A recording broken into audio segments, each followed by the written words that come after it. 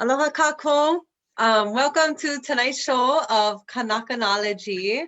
We're so pleased and honored tonight to have my friend Jarrett Keohokalole. He's the senator from Kaneohe. He's working in the Hawaii State Senate for the last, I think this is, believe it's your third term as senator? This is my third year in the Senate, and I Third. was in the House for 4 years. All Yeah, right. aloha. Well, we're so happy to have you with us tonight. Look forward to getting to know you and part of your journey. So, Jarrett, why don't you start from the begins? Favorite time in Kaneohe. Sure, yeah, David. So, yeah, mahalo for having me on. And so actually, the earliest I can remember is actually in Kailua. Oh. We lived on Wailepo Place in Kailua, right on the bank of Kauai Nui Marsh. My ohana is all from Kaneohe. And then we have roots that go back to Maui and Hawaii Island as well. But I grew up, well, when I was like small kid time was in Kailua. And for old timers in Kailua, well, it depends on what old timer means to you, but there was a flood in Kailua in 1987. I believe it was New Year's 1987. And we were washed out, which is interesting because, there's all this rain going on right now, and it had me kind of thinking about it. And so after that, I think I was second grade, we moved back to Kaneohe, and we lived we lived in a house that my grandmother's brother rented out to us, and there were like 15 houses, yeah, 10 or 15, yeah, something like that, on Waikalua Road, sort of all the way at the end, and it was all family. It was Ho'opili family land, which is my grandmother's family. And so we rented from one of my grandmother's brothers, and then one of the other brothers had 4 houses and was all his kids and grandkids. And my granduncle Moses, who we rented from, there were 2 other houses, and it was more family. My grandmother lived next door, and so it was all family. All the kids in the neighborhood were all my cousins, and yeah, barefoot, catching chickens, running around, playing till dark. A lot of the stuff that the Gen Xers, talk about in the memes, staying out till dark, playing outside. We did all that in Kaneohe. There were like chicken coops right in the middle of Kaneohe. Kaneohe was still kind of country, actually, if I think about it, and back in the 90s. So our ohana was, I think, old style. On the holidays, we all used to get together in the garage. That was how I grew up. Everybody went to church. We went to Kaneohe Congregational Church, which was founded by the missionaries. It was the first church on the windward side, 187 years old, I think, this year. And, that was kind of our family. Was a pretty great place to grow up, Kaneohe. And so my family was, they were active in the sovereignty movement. They got very active in EV issues as I got older. And so I got, brought into that. I remember the 100th anniversary of the overthrow. We went super early. We weren't in the march. My dad set us up with the rest of the family on blankets, like right next to the driveway going into the palace. So I remember, that there's that picture of Kalahui marching into the palace on the 100th anniversary.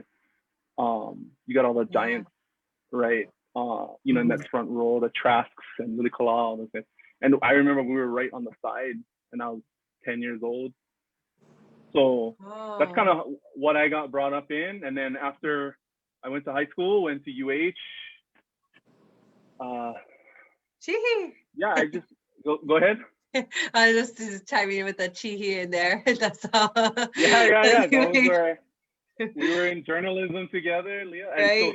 So I got into journalism because I saw that I actually got into it because I wanted to make documentaries, because I remember watching And Then There Were None, right, and the Puhipao, all those documentaries they did really blew my mind in high school and in college, and I wanted to do more of that, truth telling. So I got into journalism and eventually ended up in law school. I went to Law School.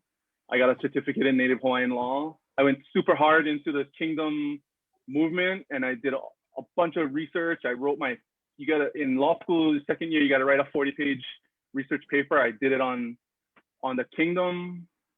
And then I think as I got older, I started just trying to find ways to stay active and have an impact and kind of figure out where my kuleana was. And eventually it led me back to Kaneohe and I ran for office in 2014 and I won. So that was the short version. Short, long version. Yeah. So, how was it like in those years in law school? It must have been very interesting to see it from that perspective, growing up in the Aloha Aina movement, but then going and really learning the laws behind. Yeah. So, one of the things I learned in law school, and I heard folks in the activist movement kind of say say as much. When you learn the law, you do end up figuring out ways to distinguish between I guess timelines, right? What you can achieve right away versus what you achieve in the long term, and how to strategize around that, how the systems work, and then you make value judgments based off of that, whether you tweak the systems because you can do that faster and maybe you can have a more immediate impact, although not as great, versus trying to make these long-term systemic changes that are going to really, really drastically change the dynamic, but it's going to take a long time. It's going to probably be harder. And you go in knowing that they're going to be more difficult. And all of that really, as I got into politics and legislating, I learned from other legislators that, ultimately it's just about strategy and organizing. More recently, I think about it in those terms. But I learned all of that stuff in law school. There's what's right and there's what you can do right now. And all of that is just a matter of what you believe in, how much work you're willing to put into it, and how many other people you can get involved in exactly what you want to accomplish. And I learned from some really awesome mentors, people that I consider to be mentors, and then people who actively mentored me, that we all have our own kuleana, and it's really up to you to figure out what it is. And once you know what it is, it's up to you to put the work in to fulfill it. And I that's kind of how I approach this job. I think it's a great responsibility and an obligation. And if I'm not doing it, then if I'm not doing these things, then how can I grumble? That's the way I think about it, especially as it relates to Kaneohe, because my family's from here and our history is so much a part of this place. Right. So like really learning, because I feel like the more laws you learn, the more you realize how many laws are not being followed as well, especially when it comes to Kanaka right. And like going through law school, how do you like come down with that realization, right? Like, or you just, I guess it really is the strategizing that comes about. Do you feel like overwhelmed sometimes? Oh, when I first got into office, absolutely, and I think it really does depend on what you're trying to accomplish. And so what I learned in law school and what I really try to do now is, okay, there's an issue before us, there's what I think should happen, and then there's the alternative. I can vote yes or I can vote no. But I always try, no matter how deeply I feel about the issue or how emotionally charged it is, I always try and think about, whether it happens or it doesn't happen, then what? Right? Because that's what really matters to the people in Kaneohe that I'm responsible for, right? It was a great place. Growing up in Kaneohe on Waikalua Road in the 90s was an awesome place to live and a great way to grow up, but we had some real problems then, and we have some real problems now. And those problems are going to continue to persist unless we do something about it, regardless of which way I vote on whatever issue. Unless I can weave it all together and make sure that the change is happening, right? And I think that's really part of my responsibility too, especially as it relates to my district, is making sure people understand why I'm doing what I'm doing, and that they feel like they have the ability to share how they feel, what they think should happen, and then play a part in it. You know, you guys were talking earlier about making sure the makainana are connected to the process, and I believe really deeply in that. And we try really hard to explain to people what's going on and what we're doing and why. And it's not easy. It's very easy to just take a snippet of what you think you heard is going on and then draw a conclusion. It's difficult to reach everybody, to make sure that people who really care really deeply are informed and know how to access the process to make a difference. Right. So that's like the biggest battle. Yeah. So how have you been doing it since 2014? You know, what are your strategies to get that reach out and that connection?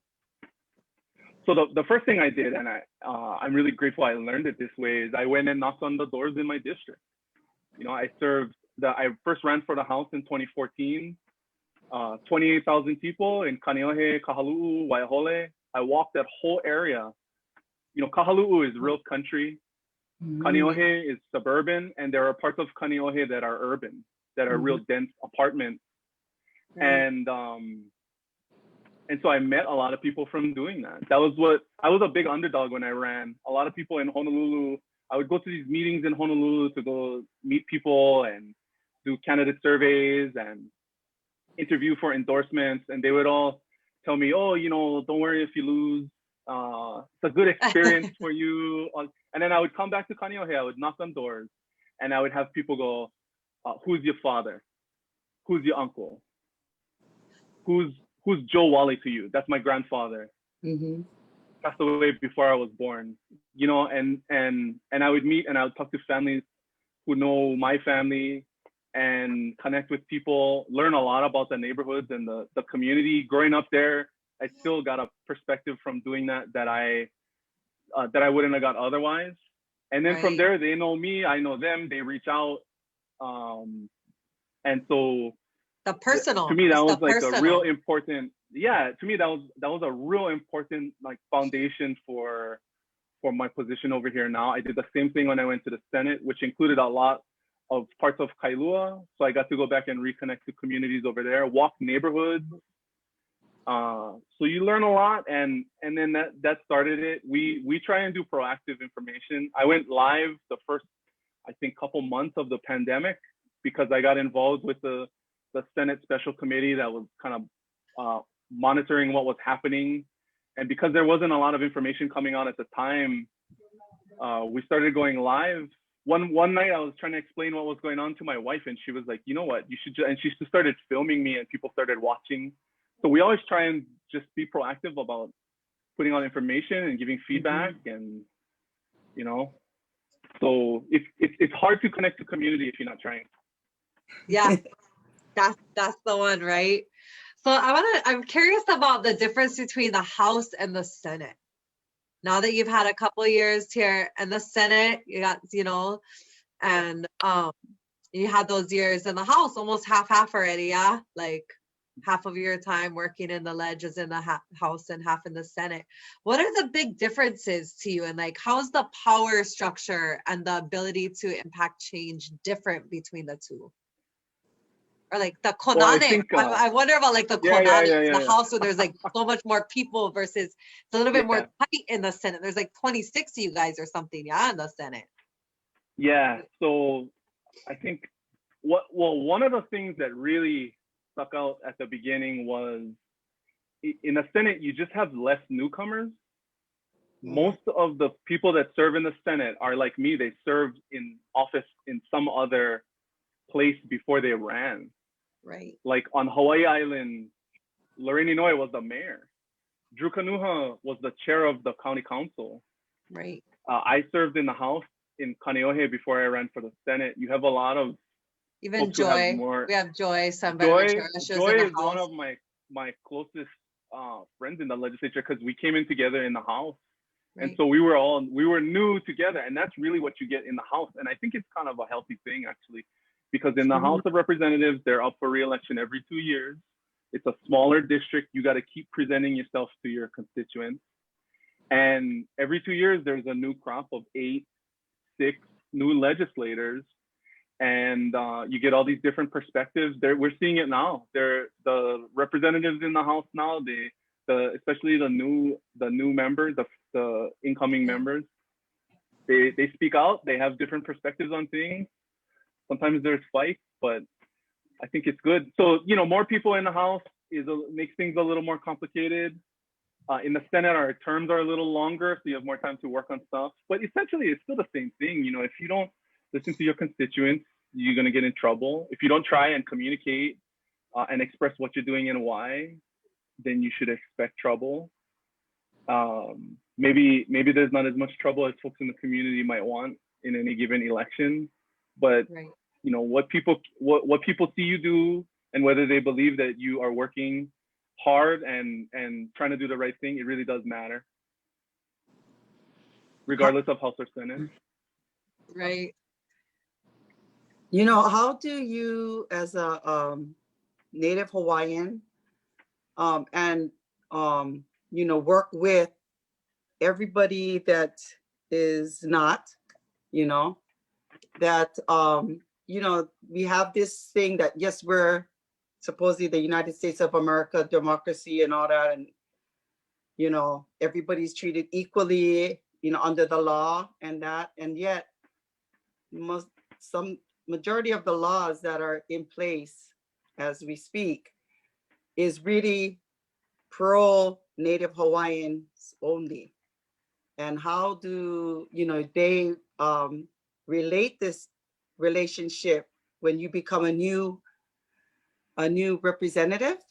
Because your years, you're like you said, 2 years, and so you always have to come back to your constituents, and your constituents might not be Native Hawaiians. I mean, is there even a conversation about issues, Native Hawaiian issues, or do the other communities, so to speak, just kind of like call you up and ask you because you're the Hawaiian, or the Native Hawaiian caucus, say, how do you vote on, what, trying to find the truism, because that's part of the whole Maka'ainana movement also, is that, where is the truism so that we can actually strategize, going to the Senate, going to the representatives on that plane where you fully understand your kuleana to the laws that are established for Native Hawaiians.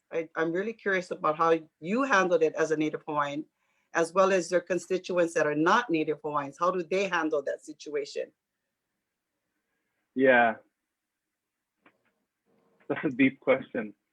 Wait, let me just continue, because you know what, Jarrett, what happened was, and this is something that happened to me. The issue was about the commission appointment of Isawa'i. And what I did was I sent emails to every single Senate, House of Representative, talking about the commission, the appointment, of which everybody, pretty much has a say. And I had a couple of these guys talk to, send back an email in response. And the response basically was, well, I try to use my emails for my constituents in my community.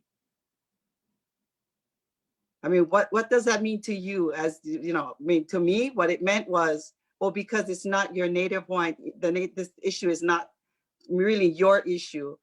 You're probably going to ask one of the people that are Hawaiian or whatever, well, how are you guys going to vote, whatever. But basically, it was because you don't have this issue. You don't think that this is an issue that you need to deal with. What is it? I was totally dumbfounded by that response.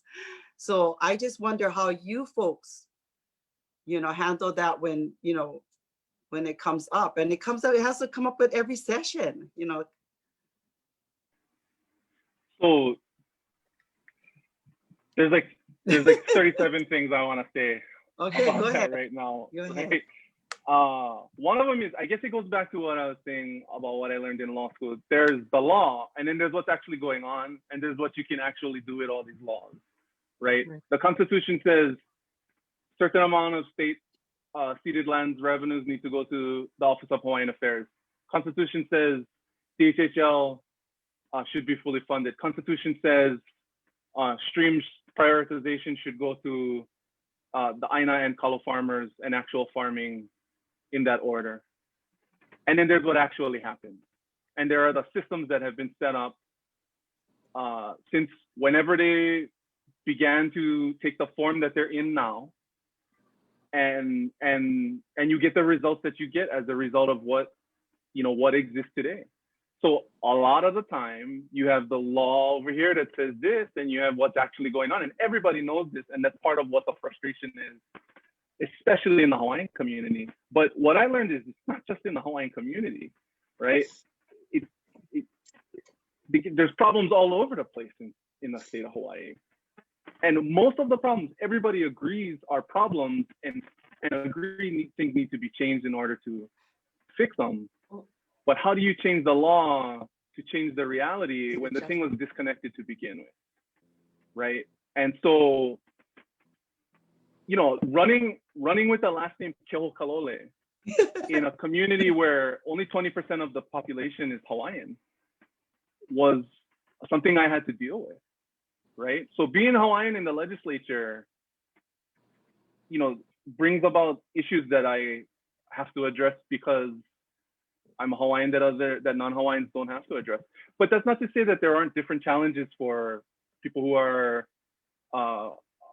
Japanese or Filipino or represent other minority communities or other districts, right? I represent people that live in Kaneohe and Kailua, but I also represent my family, and I represent my genealogy because it's in my name, right? So it is about trying to deal with the reality that we have before us, deal with the system that we have in place right now, and then just reach it from come at it from the perspective that we all have. I represent a lot of Hawaiians in my community, but it's still only a minority. So I got to make sure that I'm at least connecting and explaining myself to everybody else who are at different levels of interest. When water rights fights happen on Maui, people in Kaneohe have a different perspective on it than the people that live in Hana or Keanai or Kihei, right? And so, at the end of the day, I just try and do what I think is the right thing to do. And I try my best to explain the best way I can to people who are asking, why I'm doing whatever I'm doing, why I think it's the right thing to do, and why I think they should care about it the same way I care about it, or why they should appreciate why I'm doing what I'm doing. I mean, you're never going to make everybody happy. And a lot of people get mad at me all the time for the way I vote on things because I'm a Democrat and because I'm a Hawaiian and because I'm from Kaneohe.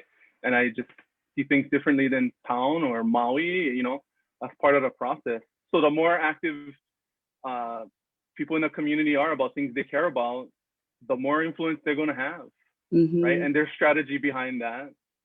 And you can be more effective than not if you organize the right way and you understand the system. But the other thing I wanted to bring up in regard to what you were saying is that when it comes to the Hawaiian community, I think that I am representing a tradition in the Hawaiian community that goes all the way back to the beginning of the kingdom.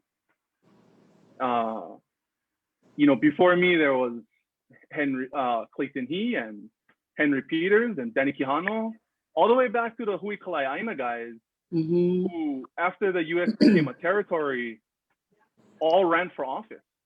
Robert Wilcox, the original rebel, was the first representative to Congress, right? They pivoted and they did what they had to do at the time and what they thought was the necessary and right thing to do for the Lahui, right? And so that changes throughout time. I got no issue with folks who who don't see it the same way I do. Mhm. I'm just trying to fulfill what I believe to be my kuleana, because I saw a problem and I didn't see anybody doing anything about it. So I decided I gotta step up and take action. Otherwise, I have no cause to grumble, you know. And what I found in my experience is,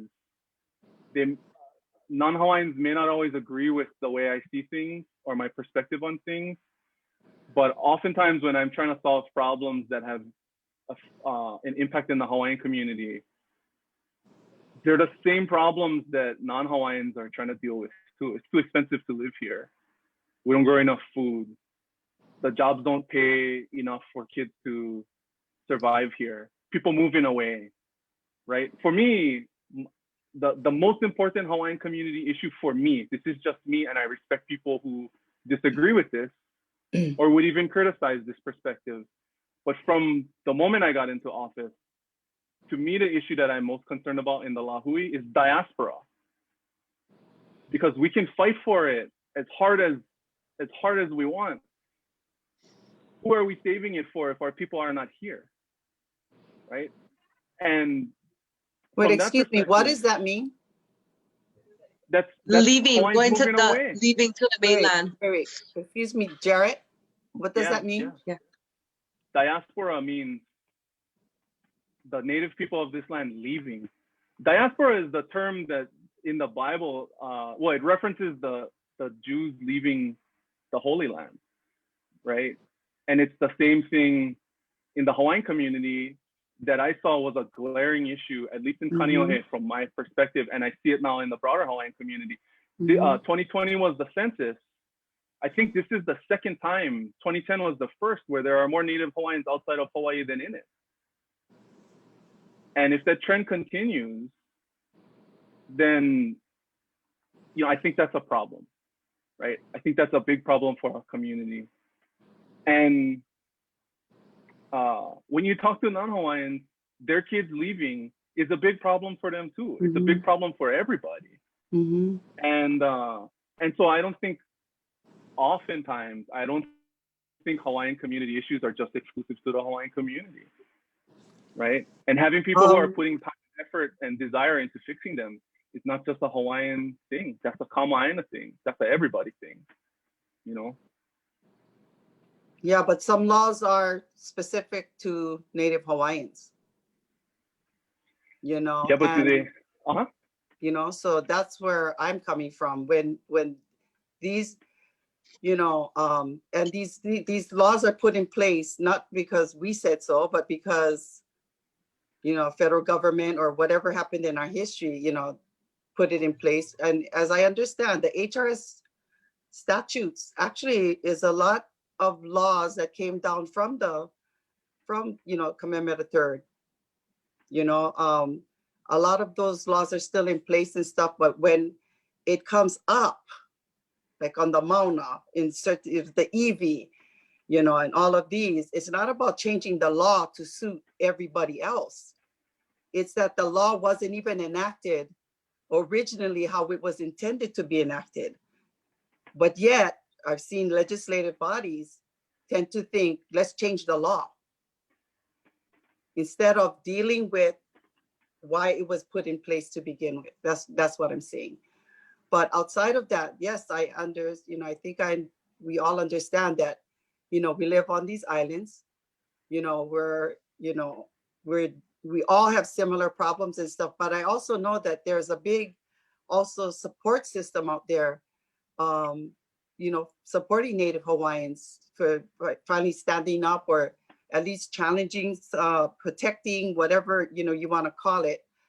There's a lot of non-Hawaiians that Kama'aina actually, you know, old families, you know, that, you know, like on the Big Island, for example, yeah, we have like a lot of the old companies that used to be run by the father and no longer is run by their children, you know. And so this whole, you know, that's part of, to me, growing up on the island, you know. And but like I said, personally, that happened to me when I did get the you know, the thing out to all of the legislative bodies, and the kind of response that came back to me was very somewhat supportive, but it was that one couple that was like, you know, this like, oh, you know, I really don't think that this is really my issue kind of attitude. And that's where I was like, oh, but I'm just informing you because as a representative, whether you're a representative or Senate, it is your kuleana to make the selection.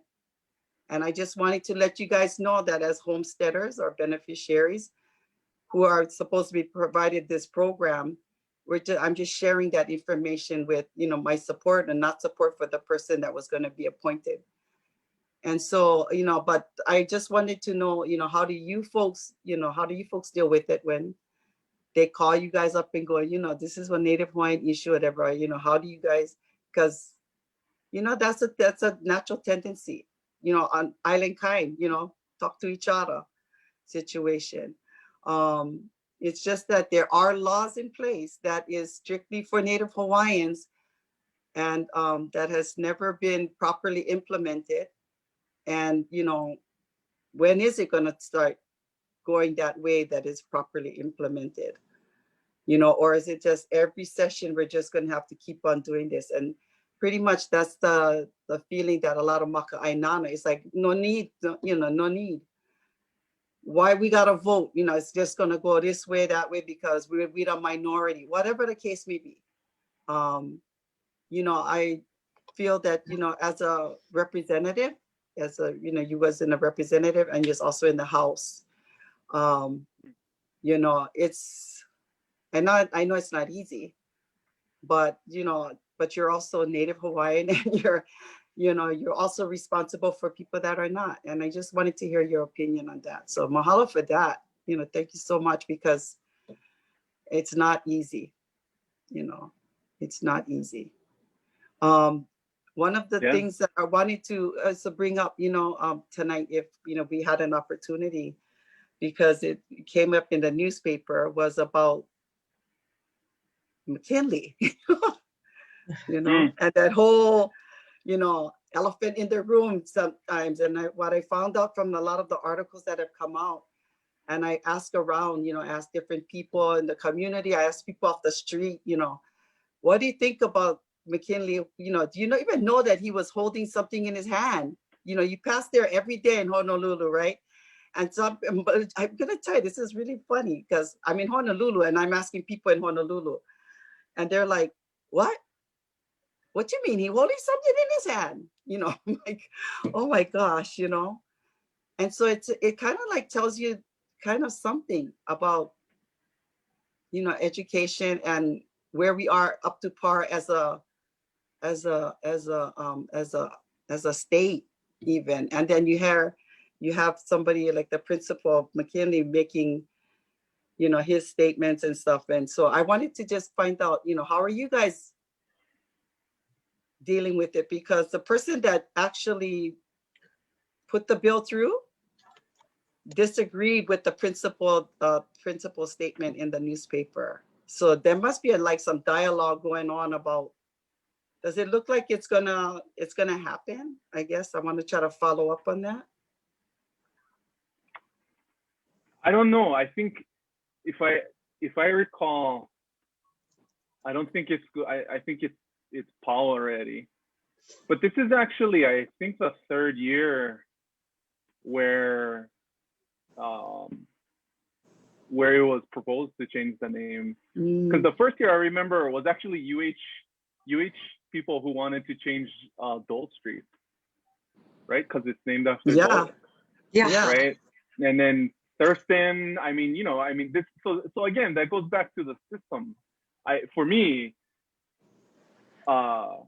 there's the law, there's the reality, and then in between is the system that actually exists, right? So if the law is intended to send you this way, and in reality we all going that way, the system is the reason, right? And so, you know, that was done with intention when they did it, right? My grandmother went to McKinley because when I was little, we used to go over her house. I remember her diploma on the wall. But I also remember stories about how when they were in school, they got beaten for speaking Hawaiian, right? Same time period, right? Right. so what happened, and so this is why I think about that, and I kind of think about that as it relates to what I do now, and how everybody has their own kuleana, because what was the reaction to that in the territorial period where the language was banned and the children were beaten for speaking their own language? Well, there was a lot going on at the time, but one of the things that happened were Hawaiians organized, ran for the legislature, and took over the bureaucracy in the 20s and the 30s, right? And they just, the Home Rule Party was created from the same groups that organized the Ku'e petition, right? They sent Robert Wilcox, the original rebel, to Congress, right? And then Kuhio followed him and got the Hawaiian Homes Commission Act passed. And it wasn't perfect then, and it's certainly not now, but they took action, right? And we can sit here now all this time later and judge whether it was the right thing to do or not. But what the lesson was that they didn't just sit and grumble, they took action, right? And so that's kind of my perspective on this. And the way I think about it too, and I've said this before, is, in our there's a lot of people in the Lahui. It's a diverse community of opinions and people and skills and ike. And so, everybody has a role. And so however I can help, whoever, anybody who's interested in being a part of the change, however I can help you figure out what your kuleana is to get engaged and do it. I'm all about that. Because you cannot win a football game with 10 quarterbacks, right? You got to have offense, defense, special teams, right? So when you look at the Kia'i, defense strong, we need some offense, right? Governor Waihe'e once said that, right? Like the activists, they took the ball, but they needed to throw it to somebody who could take it and put it in the end zone. And so that's one piece of this, If there are things that can be changed to help the Lahui right now, today, that's a role for somebody like me to play. There are long-term systemic changes that need to be made, and they take organizing, they take community. So there's a role for everybody, and we can debate about which way is the right way to go. But this is the path I chose because, like I said, I saw a problem. I didn't see representation on the issues in Kaneohe in the way that I felt was necessary, and an opportunity arose to serve, and so I decided to do it, right? And the longer I'm in office, the more stuff I end up getting involved in or getting put in charge of because I care and I'm willing to put the work in, and that's the way this works all the way around, And I'm really encouraged by folks in the community who have come and who we're working with. Aina Aloha Economic Futures is a good example, because that was a group of Kanaka who thought, when the pandemic hit, we cannot just keep doing this. We have to not only fight the system, but we have to propose an alternate system. And they went out and they conducted all these sessions where they had kuka out in the community all over the place, and they put an action plan together. And they came to see me and Representative Holt, the Kanaka in the Hawaiian caucus. And we have bills moving for them. We have resolutions. Some of it is, suggesting long-term change. Some of it is making little incremental changes here and there to things, but we're taking action. They're taking action. They're organizing around it. So, I think we can do lots of different things at the same time, and we should. Well, I really thought that McKinley thing was gonna be actually not squashed, but it would be, someone would bring up the point that that's what the whole Dixie flag, the whole monument of Robert E. Lee and all that coming down, in the South, and using that as an example, to actually start really serious dialogue regarding all of these names that, especially our educational institutions, that hold these names that did what they did. So I just thought, maybe this is going to be the session, but now I know we're going to wait till the next session Yeah, I And think hopefully we can bring it back up, you know, and maybe we're gonna still probably move this whole thing, but right. the Aloha Aina one is the economic, is that the economic engine Yeah, that it's the the Native Aina Hawaiians? Aloha Economic Futures Yeah, yeah, Project. yeah, Yeah. yeah, yeah, I have a yeah, So, question. yeah. We need that. sure. My question is about like your work in the Senate and the roles. Like, what do you see when we're talking about earlier about that strategizing, you know, Mhm. in the both the short term and the long term? What do you see as some short term attainable things that you're striving for that you feel that are like, you know, I guess easy wins, you know, something that you can get all the way into that end zone? What are some things? And then So also, what are some of the long-term things that you think are going to take more work, but ultimately we should consistently be working on? yeah, so I'll give you a good example. My first year, and this was total luck and just really latching onto an effort that was already in motion by a lot of people doing a lot of work. But at my first year in office, I introduced a bill to streamline the fish pond approval process, the local IA process.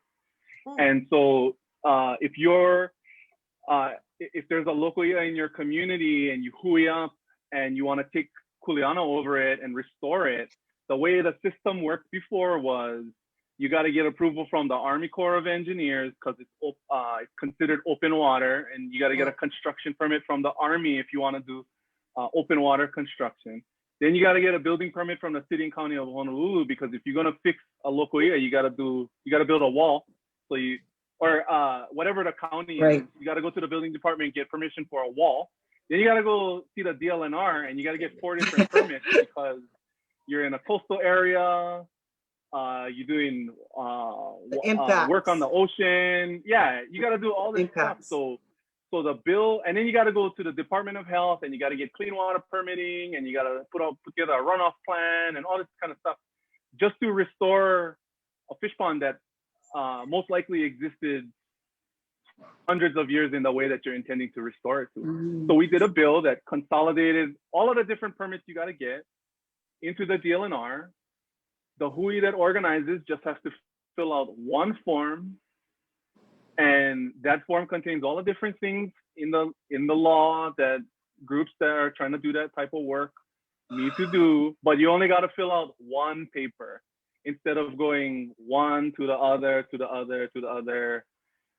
And so there, that bill passed in 2015, and Wow. it really has changed the way fish ponds are restored now. It's made it a lot easier for the folks who are in the pond trying to do the work. Made it a lot easier for them to navigate the system, Mm-hmm. right? Because the system wasn't designed for them. The law was designed for them, but it wasn't implemented in a way that made it easy enough for anybody to be able to use it. And so now we have fish ponds being restored in that way. So the next thing we're working on now this year is trying to streamline the system for restoring the existing lo'i in conservation areas. In Kaneohe, in the Mauka areas, pretty much in my district, in Kaneohe, Kailua, all the way on up the Ko'olau coast on Oahu. If you just dig into the ground up in the Mauka areas, you're going to find the old lo'i walls. You're going to find the terraces all the way up to the base of the Ko'olau Mountains. Mm-hmm. Pretty much all the way down the coast. Right. And so a lot of those lands now are state conservation lands, and you got to go through all this rigmarole to go back out on the Aina and restore it.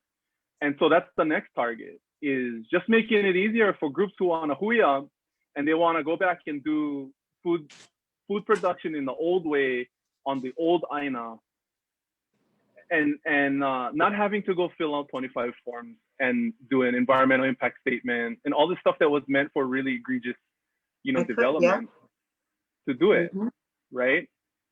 So again, it's about changing the system so we can use it right now. The other thing, what I really have been focused on, that's one part of it. That's the Aina part. But the other thing I've been focused on is people. In Kaneohe, when I was talking about when I was growing up and how things weren't always, great. I grew up in a neighborhood that had a lot of drugs and was real bad. And my generation, I'm on the younger end of my generation. The older, my cousins and guys, a lot of them had a hard time. Early 90s, and the drugs was bad. And so since I got into office, I've been working on treatment and realigning all of these systems. So when it comes to criminal justice and healthcare, we don't know how to deal. The systems they are not set up right now to help people who have mental health or drug problems. They're not set up to help them get out of that life, right? They're set up to punish people who are suffering from those conditions, who break other rules, right? They're tools of oppression is what they are. For whatever reason, Right. often bad reasons, the system is the way it is now. Yeah. But what we know is that we can change it. And there are lots of people all over the place across the political spectrum that agree that the thing is broken and we should fix it. Right? Again, I'm a Democrat. Trump signed the criminal justice reform bills at the federal level. And you know what? They were good bills and we should have done them. And they got both sides, one of the few things that both sides agreed on. Yeah. Right. So we're trying to work on that now.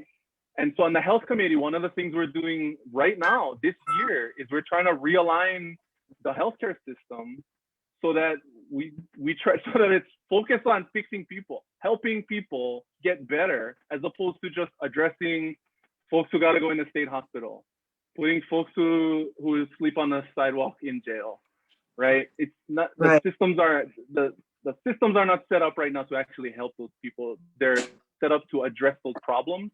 And what they're really doing in lots and lots of cases is they're just making it worse, right? So that's a lot of the work that I'm doing with Joy, San Buenaventura. Yeah, we're so lucky to have her. On criminal justice. You know, she did family court, so she knows, you know, you work family court, divorce, child protective services, you see a lot of the actual outcomes.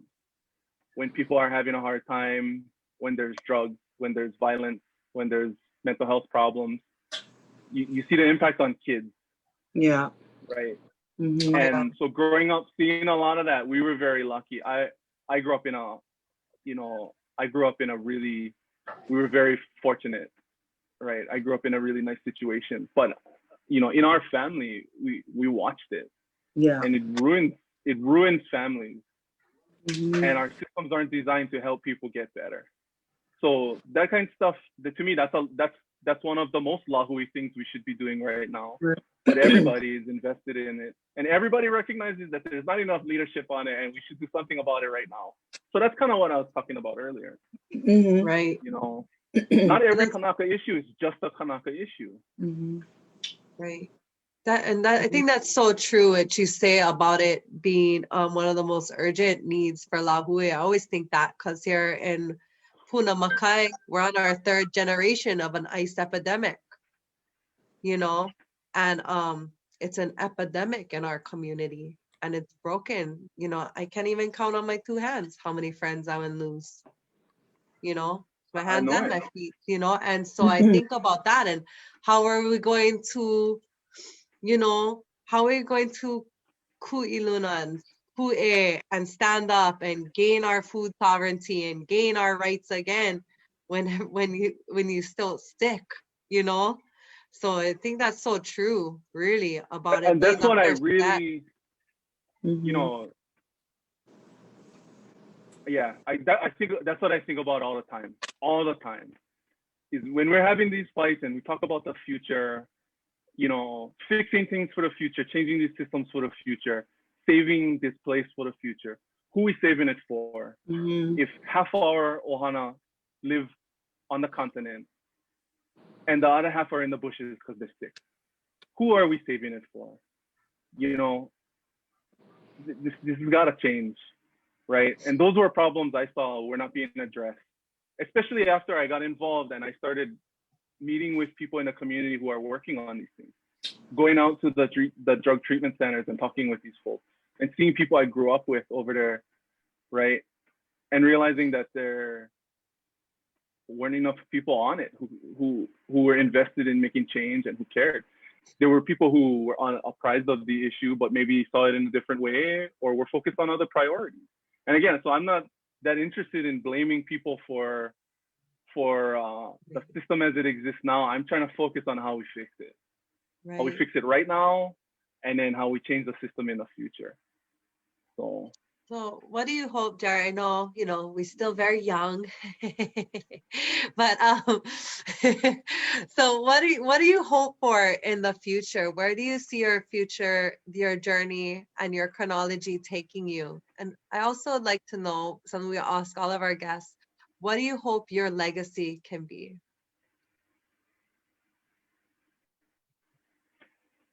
I gotten in some I gotten in some, I don't want to say trouble, but maybe some good trouble this year. I got involved with a bunch of different controversial issues this year because I served on this COVID committee last year, and I got to watch how the state and the counties reacted to the pandemic, and I got really like a front row seat watching everything happen as it was happening. I remember I was in the day the NBA shut down was, for me, kind of like the day everything got really real because stuff started closing really quickly after that. And I was in a meeting with a cabinet in state government, the governor and the heads of all the big agencies. And so I got to see how a lot of it really worked. And it's gotta change, because if it doesn't change soon, more of what we were just talking about is just going to continue to happen, right? The wealthy people are going to be fine. They're going to come out here and buy investment property and fly out 20 weekends a year to Pupukea and Kukio or whatever. And my cousins who are struggling and their kids who have to grow up in those households are going to continue to struggle. And the folks who are just making it are going to move away. And so, if there's a legacy or anything like that, I want to be a part of it. It's changing that. What I'm really afraid of is that we're going back. We were in the plantation era where you had just a small group of super rich people. Everybody else was poor. Hawaiians poor, plantation workers poor, and you got the Lunas. And I'm afraid we're going back to that. And it's gotta change. I don't want that to be the legacy, because then maybe there's no more Keohakaloles in Kaneohe anymore. That's what I'm really worried about. Right. My family's been there for at least 7 generations in that community. And I know because the old timers they tell me stories about my grandfather who passed away before I was born. Right. And if I don't do something about it, then maybe my grandchildren hear stories about Keohakaloles living in Kaneohe when they come back to visit. Right. And so if I can be a part of stopping that, then that's what I'm in it for. Creating those opportunities for the Kanaka to thrive. Yeah. And like I said, there's, when what I found is that if you step up and take action on things, people follow. People like here, not just Hawaiians. These problems are problems that everybody got to deal with. And if nobody else is working on it and you decide to go clean up the mess, then people will support you. And if they don't agree, they'll at least say, but I appreciate you for trying, which happens a lot as well. So yeah, lots of work to do. We need more help. We need more people who are willing to do it, right? Because otherwise things just gonna keep going the way they are going. And I don't think that's not good enough for me, Right. Well, what's your name? Yeah. Well, I agree with that. Yeah. There's always work to do, Yaku. I think all of us have a lifetime of work ahead of us, no matter what, however good it's going, there's always something to be done. And we're so grateful to you for the work that you're doing. I'm not saying that I have all the answers, because I certainly don't. Oh, no. And I'm not saying I'm right all the time, because I definitely am not, right? It's always about learning. But if you don't try it, then you're not gonna learn. So That's right. Yeah, you just gotta give them. Yeah. Oh, Kuma, you gotta unmute.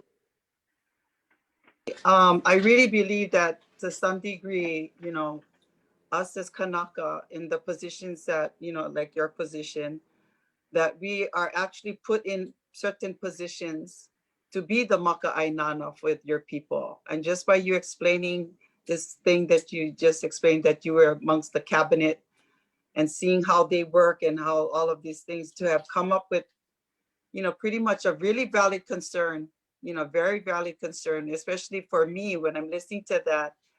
Right now, the Micronesians and the Native Hawaiians are the last ones that are, pretty much getting the COVID action stuff, and a lot of them don't want it. I'm like, okay, what's going on? Where is the, where is the movement to either helping them understand? And I saw one time on the TV why the Micronesians are not coming forward to getting their shots by Micronesian leaders in their community or community organizations for Micronesians, to help them understand what this whole thing means and everything. Um, that's the kind of stuff that's going to go on. But I truly believe that, we're in these certain positions because our kupuna have guided us in this way. And your kupuna have put you in that position to be amongst in these meetings, yeah, that you can actually be able to tell us that this is a really big concern. And it like you was saying, it's a big concern for all of us that, if we don't start working together, the health department working with the incarceration, with the drug problems and stuff, we're going to either put more people in jail because they got caught with drugs or whatever, and which leads into these other, systemic things that happen. But I'm so glad to hear that people like yourself, and when we had Joy Benaventura on our show, she was one that she was so glad that she became she moved into being the Senate because she could feel that she could do a lot more with 4 years versus just 2. And so, I hear that from you too. And I'm so glad that you're in that position. And, I'm sure that, your constituents in Kaneohe, will put you back there in that seat because I think it's well deserved. I'm just so thankful that you came on, Kanakanology and shared that with us. Anything else you want to share? You still have the, time to, reach out and talk to the Lahui, or, continue, dialoguing on your position as the senator, and, go ahead. Well, I appreciate you folks for having me on. Thank you. Mm-hmm. And it's been a long time since I've seen you, Leah. So only passively watching the feed on social media. We were classmates at UH, and then it's really great to hear about you know how you went to school with my uncle and know my dad and my family. To me, that's a lot of the reason why I'm in and how I got here in the first place. Like I said, one of the things I really remember well about when I first ran for office was we were having coffee, I think, with one of my dad's friends, and he told me to go around and knock on doors the same way I was telling you earlier. Go and meet people and knock on doors, introduce yourself, tell them why you're running, and ask for their support. And he said, when you go out in the community and you do that, your ancestors will walk with you. And was a local Japanese guy. So my first reaction was like, what is this guy saying? What is this guy talking about? But I tried to stay humble, and I started doing it, and it's actually really scary. You have to humble yourself to go. It's a humbling experience to stand on someone else's doorstep and ask them for support and ask them what they think. A lot of times people run for office and they go They go around the community and they tell everybody what they're gonna do. This is what I'm gonna do for you, right? And what I learned going around there is you have to humble yourself before your community. You have to ask them what they think. Mm-hmm. Because otherwise, why would anybody really want to support, some random stranger who's gonna come up to your doorstep and tell you how the world should work, right? But what I found is when I started doing that, like I said, I would run into people who would go, who's Joel to you? Who's Emma to you? Mm-hmm. Who's Pehu? And I would say that's my grandfather, and I still remember Kupuna in Kaneohe, when I introduced myself, she told me a story about my grandfather taking her on when cabs first started operating in Kaneohe and going over into Honolulu. She told me a story about my grandfather taking her to buy school supplies in Honolulu. And like I said, I never met him, right? And so the summary is he was right. My ancestors were walking with me, and it's something that I feel really deeply about and obligated to the community for, because I'm lucky to have that kind of connection. And so that's part of the I guess if you want to call it an obligation of serving as a Kanaka in the legislature. Mm-hmm. But to me that's a privilege, but it's also a big kuleana. I gotta make sure I'm trying to do a good job, because that's a legacy. Enough folks have enough aloha for my ohana in this community. I better not screw this up. So, so it's a privilege to serve, and I'm really happy that I get to continue to try and do this work. And I appreciate you guys for having me on. Thank you. Well, we're so grateful for you and for the work you're doing, and for you having the courage to accept that kuleana, because it's a big one. Mahalo, mahalo nui. Mahalo. Okay. All right. That's a wrap for tonight. We'll be back next week for another episode. Ihu. Okay. All right. Mahalo. Ahui ho. Ahui ho.